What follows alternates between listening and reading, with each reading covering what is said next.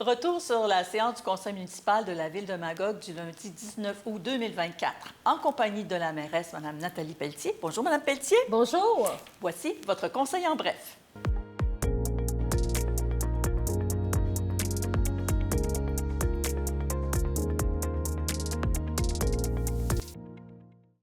Alors, le premier point sur lequel on se penche aujourd'hui, Mme Pelletier, c'est en fait le point 7.1 à 7.6. C'est la refonte réglementaire, l'adoption des projets de règlement d'urbanisme parce que, évidemment, c'est un gros projet. Les gens pouvaient même consulter cet été là, ce que vos équipes avaient préparé. Mais là, qu'est-ce qu'exactement on faisait avec du 7.1 à 7.6, là, avec toutes ces adoptions? Complètement. Alors, c'est, dans le fond, bon, tout ce qui est refonte réglementaire, la vision de développement du Magog de demain, on avait expliqué qu'est-ce qu'il en était, puis c'était très général, hein? C'est par un texte, des explications, c'est quels sont nos grands objectifs pour le développement futur de Magog. Ça reste toujours la même chose, hein? Favoriser la densification intelligente et douce, diversifier l'offre de logement, permettre à ce que tout le monde ait un toit à Magog, essayer de moins s'étaler, donc faire en sorte qu'on protège davantage nos milieux naturels et qu'on s'adapte à nos changements climatiques.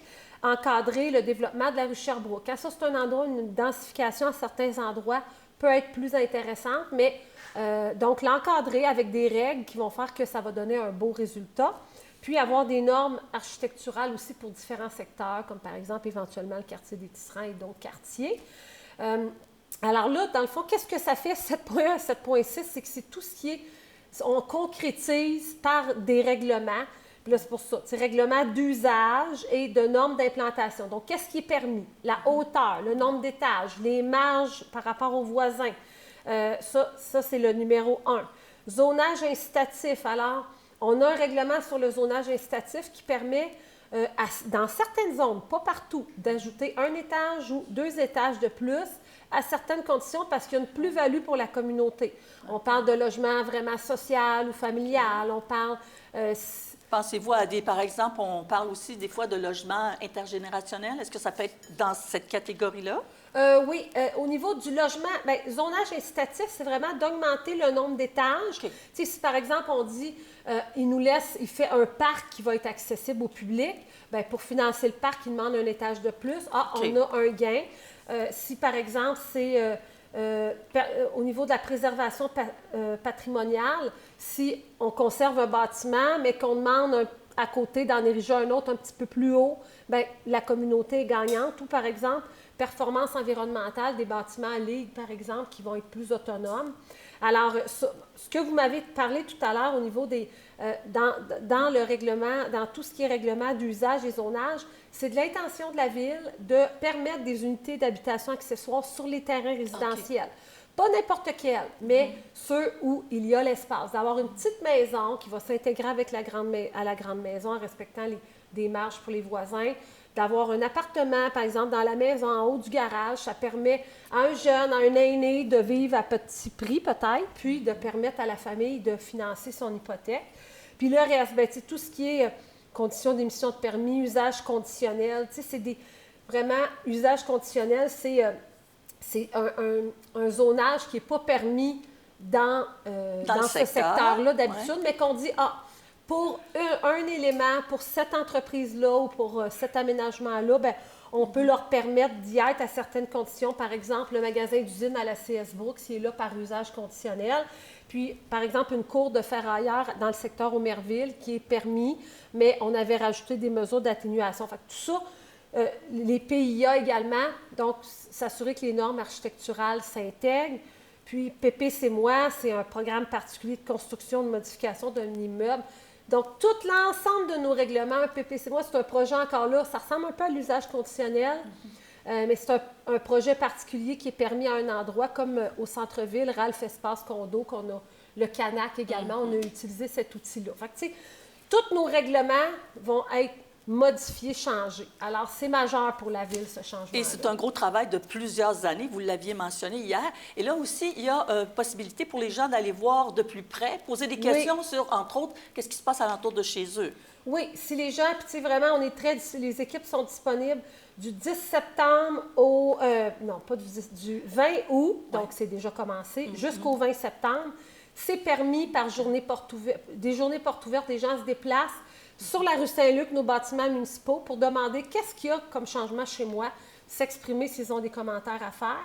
Le mardi, le 10 septembre à 19h, séance assemblée de consultation publique où notre direction de l'urbanisme avec l'équipe vont expliquer qu'est-ce que c'est. Alors, puis on invite les gens, c'est ça. Il y a un élément qui est important quand même. Il y a un effet de gel, ce qui fait qu'à partir du 21 octobre jusqu'à l'entrée en vigueur de tout le nouveau plan d'urbanisme début janvier, ce qui fait que les permis de construction vont devoir être conformes à l'ancien règlement d'urbanisme et au nouveau. Des fois, une petite nuance fait que ce n'est pas conforme à un des deux, on ne peut pas émettre le permis. Fait qu'on invite, s'il y a des gens qui ont des projets de construction, de contacter le plus rapidement possible. Puis s'ils ont des dérogations mineures, que ça doit passer au comité consultatif d'urbanisme, on leur dit d'y aller le plus rapidement possible, même au mois de septembre, pour être sûr d'avoir leur permis avant cet effet-là de gel qui est obligatoire selon la loi sur l'aménagement et l'urbanisme. Mais ça va être un bon travail qui va être, justement, Magog va se tourner vers l'avenir avec cette refonte réglementaire. Alors, si on a des questions, on va sur la rue Saint-Luc et on en parle entre maintenant et le 20 septembre. Puis, le 10 septembre, on le rappelle, 19h, l'Assemblée de consultation. Tout à fait. Puis, il y a toujours ensemble-magog.com, c'est le site Internet dédié. Toutes les informations sont là parce qu'il y a eu beaucoup de consultations, de sondages. Déjà, ça fait longtemps qu'on a travaillé ce projet-là.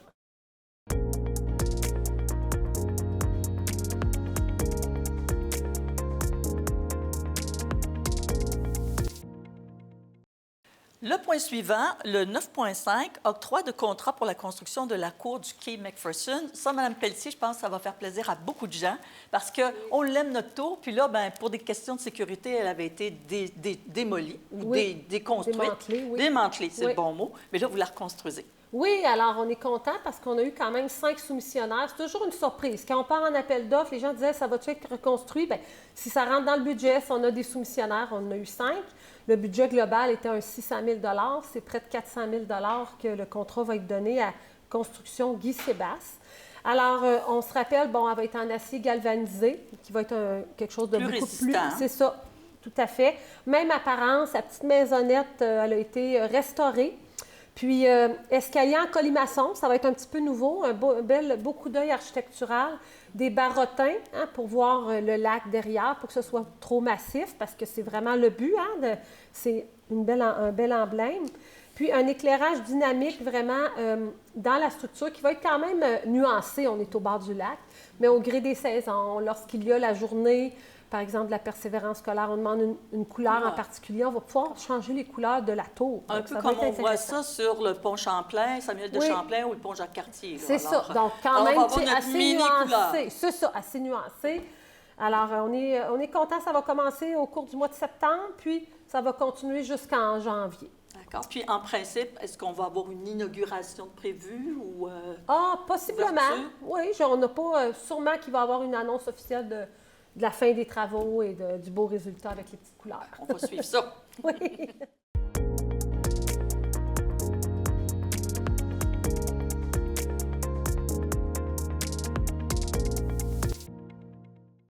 Et le dernier point qu'on aborde aujourd'hui, c'est le 9.7, limite de 30 km/h dans les zones scolaires en tout temps. Alors, évidemment, la semaine du 26 août, c'est le retour en classe pour nos tout-petits, parce que les cégeps, ça a déjà commencé. Oui. Donc, Mme Pelletier, c'est une politique que vous appliquez partout, tout le temps, pour nos écoles. Oui, alors on avait déjà, depuis au moins un an, on avait toutes nos zones scolaires, c'était à 30. Puis, on avait quand même des demandes citoyennes de dire, bien, pourquoi vous ne le laissez pas à l'année? Parce que ce sont des parcs, les jeunes les fréquentent en dehors des heures d'école, puis l'été, nos clubs été vont souvent... donc, c'est encore des groupes de jeunes. Alors, finalement, puis c'est quand même un souhait aussi gouvernemental au niveau du ministère de la Sécurité publique d'aller vers ça. Alors, on a dit oui, pourquoi pas. Donc, devant nos 8 écoles, les gens ne verront pas de changement de signalisation. C'est juste que ça va être à l'année maintenant et non pendant l'été, on ne va pas enlever le 30. Alors, on se le tient pour dit, surtout, on lève le pied pour on les gens qui seraient pressés. On lève le pied pour nos jeunes. C'est important, la sécurité de nos jeunes. L'été vient de se... Bien, pas terminé encore, mais vous avez quand même, malgré les vacances du conseil municipal, il y a des choses qui se sont passées. Entre autres, le conseil qui vient d'acheter des fauteuils Cartus. Oui, alors c'est vraiment un beau projet en collaboration avec la ville, Endroit, et puis les Fantastiques de Magog. Puis ce sont des fauteuils adaptés aux personnes à mobilité réduite qui leur permettent, avec quelqu'un qui va Pousser le véhicule, le petit 3 roues, d'aller dans les pistes cyclables, d'aller dans les zones des fois où c'est moins carrossable et tout ça. Donc, de pratiquer le plein air et les activités parce que l'accessibilité de tous, c'est important pour le conseil municipal. C'est c'est à la disposition, c'est gratuit. Il faut juste appeler, téléphoner un numéro que vous pourrez. Ouais, à la capitainerie qu'on va les chercher. Oui, c'est ça.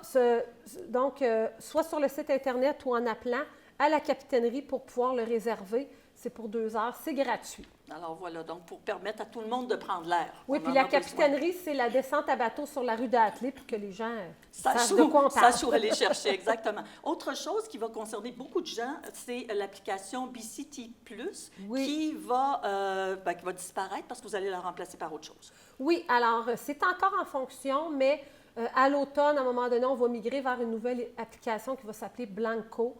Pourquoi on n'était pas complètement satisfait de l'application? Les gens avaient certains problèmes, notamment avec le paiement du stationnement. Puis on veut éventuellement essayer d'informer encore plus les citoyens ciblés en temps réel. Des fois, s'il y a quelque chose qui les touche, avec des coupures d'eau, par exemple. On était plus limité avec BCT+, tandis qu'avec l'autre application, on peut aller pas demain matin, mais à petits pas, donner plus d'informations précises aux citoyens. Passer des messages, pas juste faire payer du stationnement. C'est ça, complètement.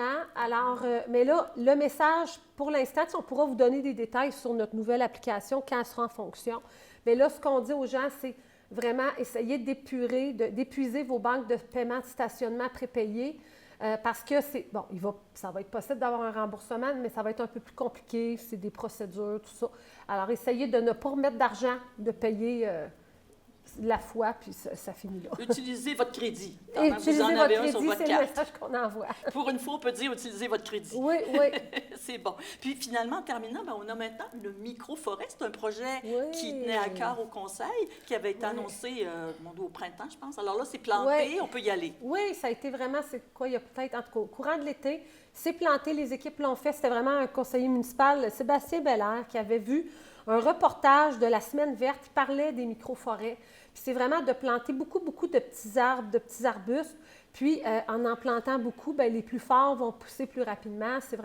C'est une technique japonaise. Okay. Puis ça aide justement aux îlots de chaleur parce que ça va faire un bel îlot de verdure qui va pousser quand même rapidement, qui à terme n'aura pas besoin de beaucoup d'entretien. Donc c'est une première pour la ville. Puis qui sait, si ça fonctionne, on aimerait peut-être en ajouter à d'autres endroits. On rappelle aux gens où il est, notre petit... Oui, à la place du commerce, derrière la place du commerce, là, près d'un petit studio de danse sur la rue Saint-Patrice et tout ça. Allez voir ça. Merci, Mme Pelletier, puis on vous souhaite un bon 2 semaines. On se retrouve au lendemain du prochain conseil. Parfait, c'est un plaisir de vous retrouver. Pareillement, merci. Bonjour.